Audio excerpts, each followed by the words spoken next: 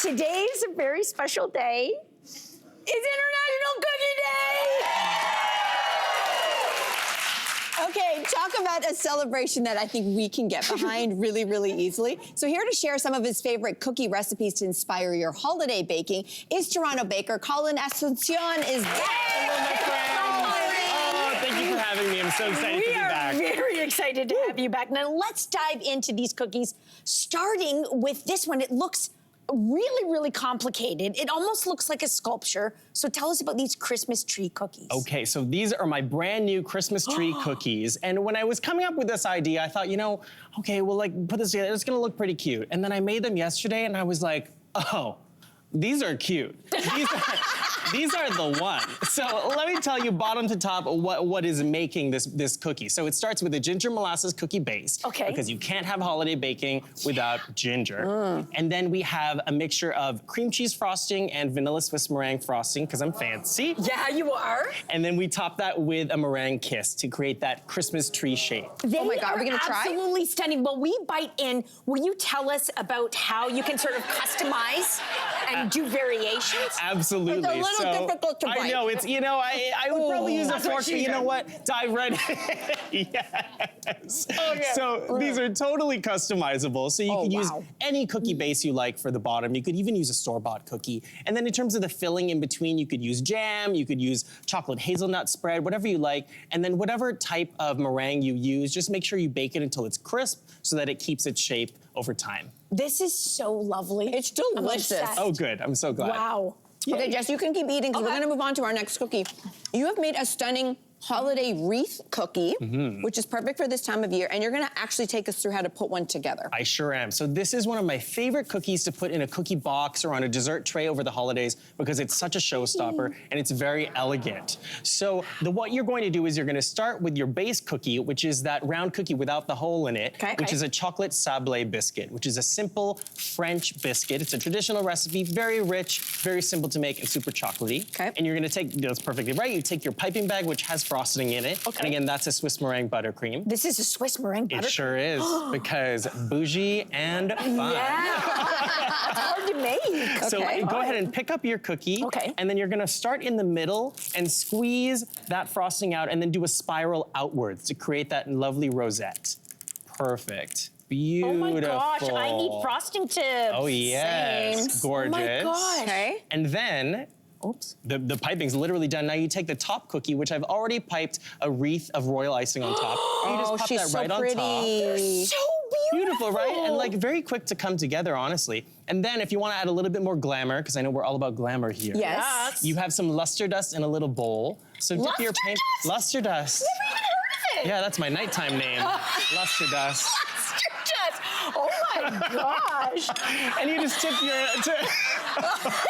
I'm into it. Oh yeah. So you dip your paintbrush into the luster dust and then just gently paint the cookie just to add a little sparkle. Or you can do what they do in the makeup commercials where you dip the brush into the powder and do a little tip tap. So it falls on, you know? Oh It's like we're doing makeup, Jess. You're doing, I know you two love doing makeup tutorials, so Yes, this is we very much that energy. Oh my goodness. Now, you say that these can be time consuming. I think it's kind of like a fun time consuming. 100%. But still, you have a few hacks to do it a little quicker. That's right. So for one thing, the actual cookie dough, you don't have to chill it. So you just make it and you roll it out, you bake it right away. So that's already a time saver. If you wanted to save time on the fillings, you could use jams, you could use store-bought fillings, or you can make buttercream and freeze it well in advance. I love and then also these cookies, they last in an airtight container for up to a week. So if you want to entertain on the weekend, but you want to make them tonight, which is a Monday, you could absolutely do that. I love that. Not as sweet as I thought they would be, actually. Really, really nice. But the chocolate is so good. Yeah. It's good. so good. Oh, good. Okay, we're going to move on to something perhaps a little bit unexpected, Colin. You made us marbled coconut lime cookies. I sure did. Huh?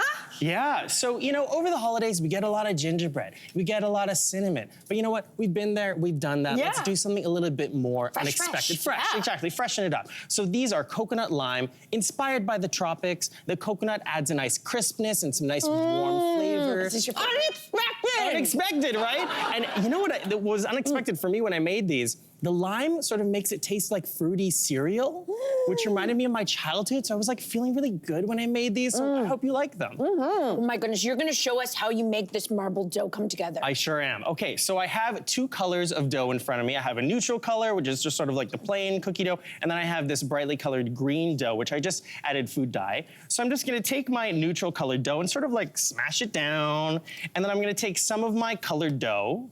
It's getting a little crumbly, which is fine. And we just sort of like smash it on top. Okay. And then we'd like rip and fold and looks like smash it fun. together and do this as many times as you like. And then before you know it, you have this beautiful like sort of marbled look to your dough.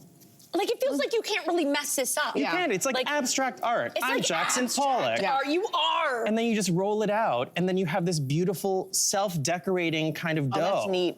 Oh my gosh. Yeah. And yeah, the possibilities seem endless, like in For terms of like sure. changing up the colors, the contrast, and stuff like 100%, that. that's right. Oh my gosh. Love that. Loves it. Nice Yeah. job. It's like you know what you're doing, Colin. You know, I try. I'm trying to keep up with you guys. Oh, okay, why don't we go up even one higher of a notch, something a little bit more intricate, and it looks simple, but it looks delicious as well. So this is chocolate toffee popcorn cookies. That's right. So I wanted to showcase cookies for every level of baker. And let's say you're only comfortable doing like a chocolate chip cookie dough. There's ways to really amp it up. So for one, you're gonna wanna chill your dough overnight because the butter and the flour, they mix and mingle overnight, and they do fun sciencey things to make it taste better and feel better in the mouth. Now, in addition to that, we've used chopped chocolate instead of chocolate chips, and that love adds that. adds for a better flavor. I did a mix of milk and dark chocolate for even more interest. And then we've added toffee bits and caramel corn. Oh because my why gosh. not? I'm already half done. You're already. Okay. I'm already half done with cookies. Why was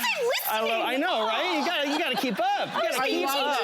This whole time. I love, honestly, the texture of the popcorn and the caramel is a really beautiful surprise. This will be a hit for adults and kids. 100%. I think the last one is going to be a hit for everyone because you can't have the holidays without a shortbread cookie, but you have taken yours and jacked them up and made them super fancy. I jacked them up. So That is what did you right. do? So you're right. You can't have the holidays without shortbread. But you know what? I wanted to create something a little bit more beautiful, a little bit more intricate. But I'm a busy guy. I'm a busy dad. I don't have time to be. I'm not a dad. I just made that. I don't know. I don't know why I said that. Sounded good. I'm not a Sounded father. good. But you know, let's say you don't have a lot of time to decorate your cookies if you are a dad or a mom.